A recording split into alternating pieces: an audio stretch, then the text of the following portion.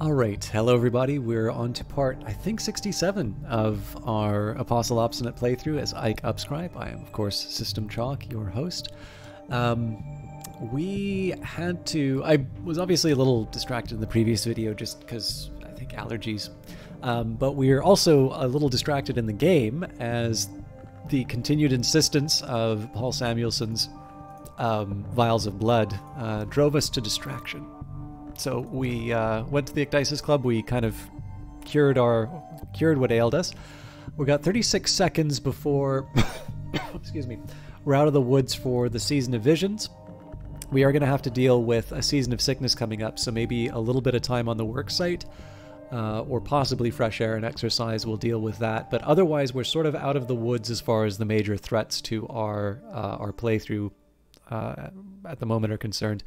The way that I've been doing commissions lately, so essentially I've been doing one commission, then going to work at Glover and Glover, and then one commission, and then going to work at Glover and Glover. The problem with that is that it does lead to a fairly high rate of decay for erudition and glimmering, so if the stars don't align, it's very unlikely that I'm going to be able to upgrade a Forbidden Epic in one go. Now, I don't necessarily think it's bad that I'm getting all of these works translated. We are going to be reading them fairly soon anyway, but that is one efficiency that I can pursue if I want to rate upgrading my secret histories higher. The fact of the matter is, building a big stack of money before going on to an expedition is not the worst thing in the world anyway. And then the explore verb is going to be sort of idle until we get the extra expeditions. But I'm fine with that. Right now, if we are waiting for something, it is specifically because it's not the right time. So with that in mind, let's pursue the day's goals.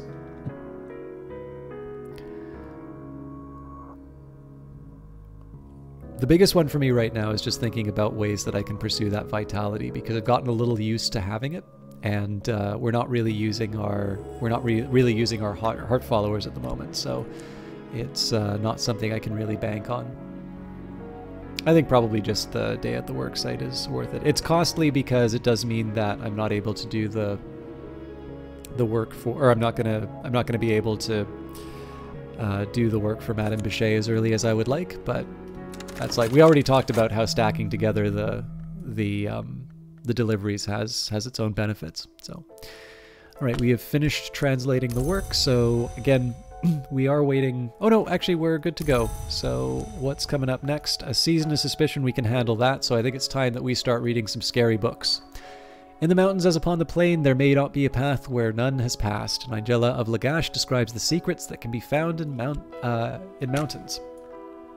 I'm assuming that this is going to be the Rending Mountains secret histories. Angela tells a number of lively stories about riddling ogres and wars between mountain tribes, but turns somber in the tale of the empty-handed hunter, a lover of the Grail who sought to match her appetites and join her as an hour, but in the end rent and devoured himself, giving his name to the mountains he had once roamed. Yeah, I mean, if that isn't the tell, I don't know what is, right? Sorry, just bear with me one quick second here. I forgot to turn off my messages. There we go.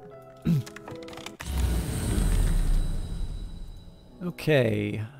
I'm just trying to think if there's any benefit to me potentially getting a fascination. Not really. Let's see what the Ascent of Knives gives me. Okay, well, I just earned myself a bitter atmosphere, which potentially means dread. I visited the Ascent of Knives last night, that harshest of roads through the house. It has been sacred to the Meniscate and the sun and rags since the intercalate, when the true sun was divided. When I woke, my room was freezing. The chill of it had cracked the window glass. So unfortunately, Grail does not subvert into winter.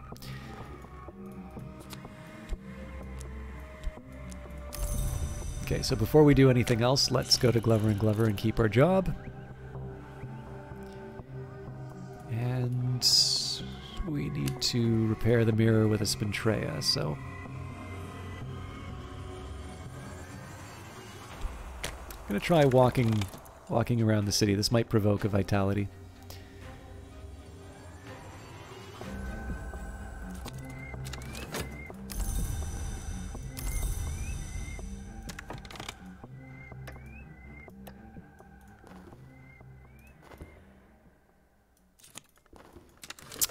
I might have found somewhere unusual. Well, let's see what Street Strange by Moonlight gives me. There's nothing too important for me to be working with right now. The biggest thing I'm trying to avoid is notoriety, which we've been doing an okay job of so far. Okay. If I want, I can go to through the Peacock door, but obviously we're going to want to get rid of our health problems. You know, it's actually occurred to me it's more costly to me to go and work at the work site than it is for me to just pay for medicine. So let's ooh.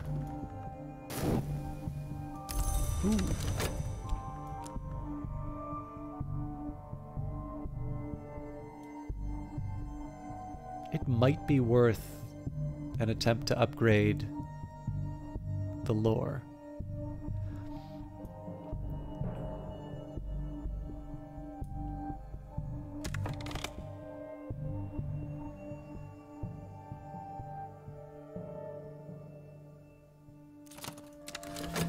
All right, so there's the affliction. In this case, we're not going to go. We're not going to go anywhere but to the doctors. We don't need to rely on home remedies. Nigella claims that the owls who sometimes manifest as birds, the laughing thrush, the ivory dove, the beach crow, and the witch and sister, meet at a secret location on a mountaintop to exchange gossip unheard by their peers. Now and then, a mortal overhears them. The mortal is always obliterated, and the meeting place always changed. So we got, oh, I keep forgetting this actually gives you 2. So we do have an unresolved ambiguity, so that's no surprise there. And the Centipede Testament, which we already own, but still nice to have. If I really want, I can try upgrading the Ecdysis Parable, the Moldy Warp Admonitions, and Centipede Testament. Oh, actually, there's another factor that I should mention as well.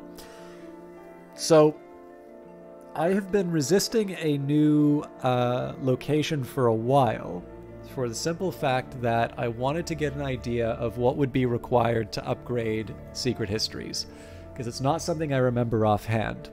Now we have the Vagabond's map, and I should have used this for the information right away. So the Vagabond is the one owl who can never enter the mansus, but she goes everywhere else. If you believe her boasts, she's the only one who knows all the histories. Sometimes she lets sometimes she lets someone record her travels. So in order to upgrade this, we would need intuition, which either requires a glimmering or a sanctuary. It requires knowledge, which would require erudition or an HQ with a library. Finally, illumination. So water fills the cup, light fills the mind. To upgrade or subvert this fragment, you will need fascination, which might breed an HQ with a library or the rarefied mind skill. So we've already picked our skills, right? We've got silent intensity and an open soul. So here's the way to think about this. Fascination is not hard to generate, but it can, there are fewer direct ways to generate fascination than you might think. Maybe it's the other way around. There are actually some reasonably reliable ways to generate fascination, but it still takes time. And of course, you run the risk of it breeding, and if it breeds at the wrong time, all of a sudden, instead of winning the game, you're cursing under your breath as you restart the game.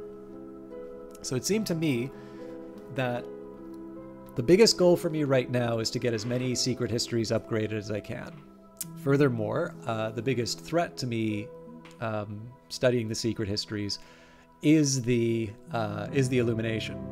In addition, an HQ with a library also allows me to get the, sorry, not the illumination, allows me to do the knowledge.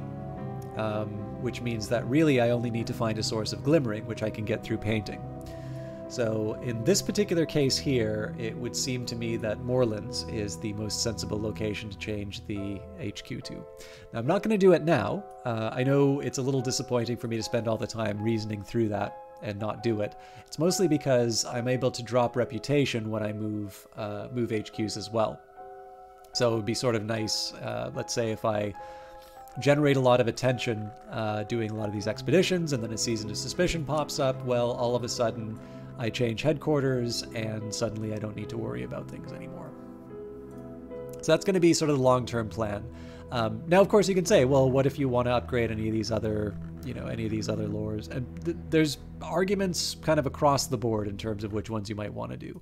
But in this case here, I think Secret Histories is going to be the thing that I want to upgrade the most, and getting the most reliable way of upgrading that lore is the most important to me. It's useful both at the earlier and the later stages. Okay, so I think we're safe enough to keep reading books. Yep, Paul's going to send us another vial a little too early, but that's life. We know he's getting impatient. I don't see any reason to go on translation right now because we're just trying to... this is this nice time where we don't have any threats, and so being able to read through some of my scarier books is an opportunity. So, on the matter of deeds and serpents, this was probably written... this was probably the Prophecies of the Naga rendered into English and illustrated by William Midnight in Paris in the 1880s, but it shows a number of divergences from that text. It's certainly quite recent by the standards of Vec text, so it's the same as before. The serpent folk called the Great Hooded Princes came to know the order called the House of Leith and warred across the miles with them. They made an alliance with the mother of ants whose children they had been... Okay, the Wildering Mirror isn't cracked yet. Once I heal, I can go back through the Peacock Door, and let's turn in with Dr. Adim. Although I blew it with the... Oh no, actually, maybe not. I might be able to get an upgrade in. Alright, I review the tidy columns of figures in my tidy 5th floor room. From my office window I can see the river. My secretary brings me a hot drink every 59 minutes. The river is the color of rain. Okay, so work-wise, seems to me like I can do a heart commission right away, so I will. Come on.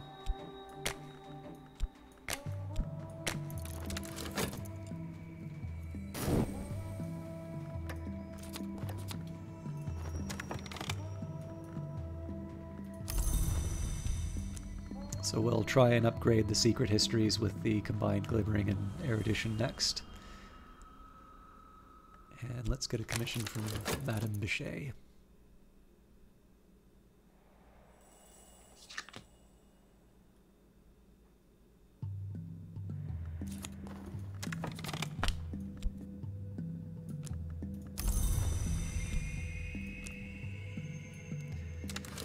Okay, we'll just leave the talk verb for now.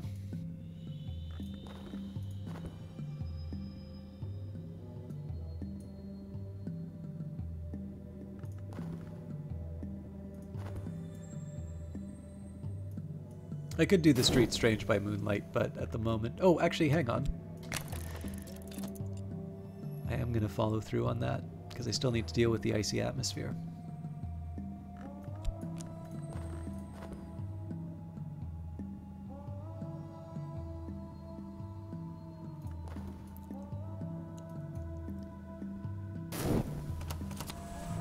Alright, the text describes how the Great Hooded Princes escaped, or will escape, from the 5th history, where they had died, or were doomed to die.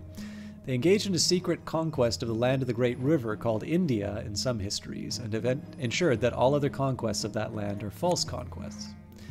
So we have got the Formulae Ophidian. That is, serpents are the visitors which may not be denied. Level 10 knock, so this will be good for summonings.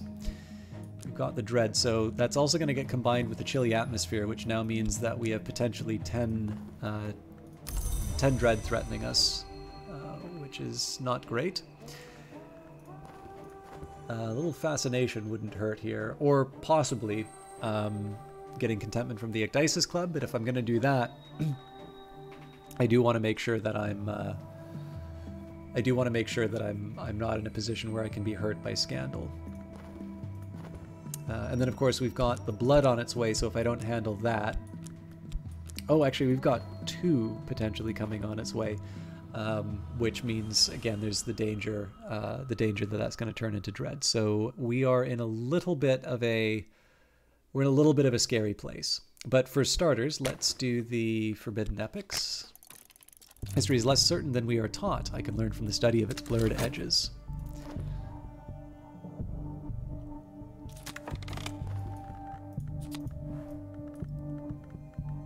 And you know, this is gonna seem sort of funny. Let's wait to see what happens in the exploration. Let's go to... No... Oh, good. Okay, sorry. I thought I did something bad there. We're fine.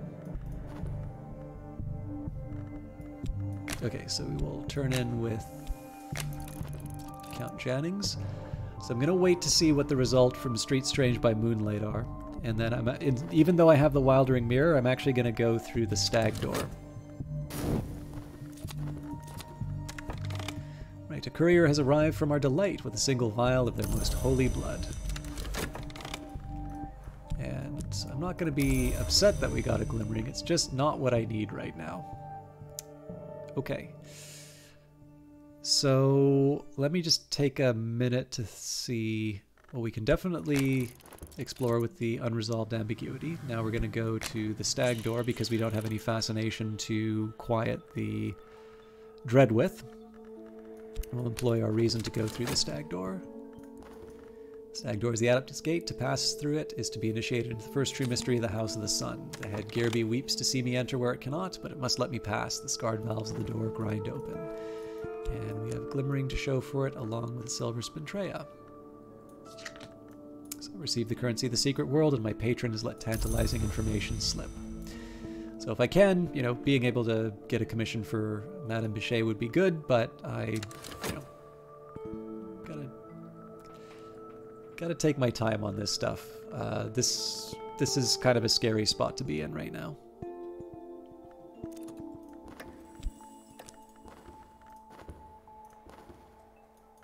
To the night, wisdom is a country, and these are its maps. Solve all the challenges on both fragments of lore to complete the research task.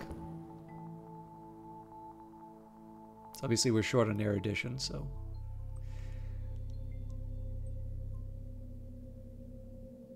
Now one reason I'm not using... So you might say, well, why not summon something with the chilly atmosphere? The biggest reason for that is that the summon itself still becomes a threat. Like it will also leave the winter influence.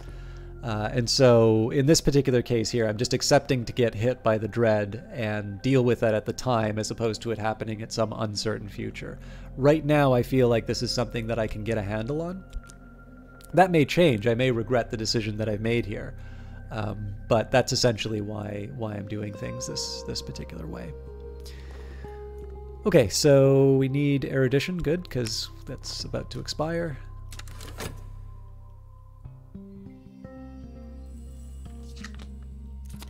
Okay, done our day at work. I review the columns of figures in the tidy fifth floor room. My apologies.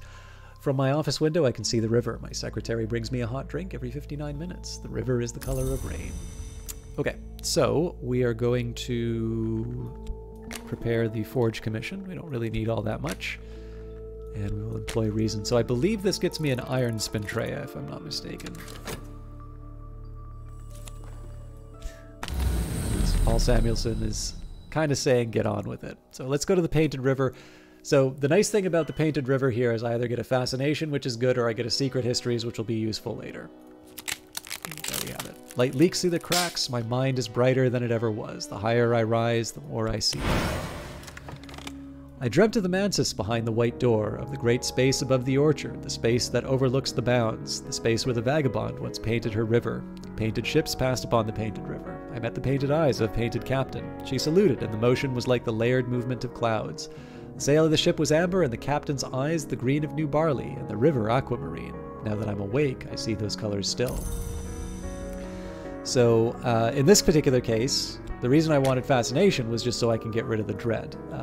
In this case, 160 seconds is better of the two, so we'll gain our composure.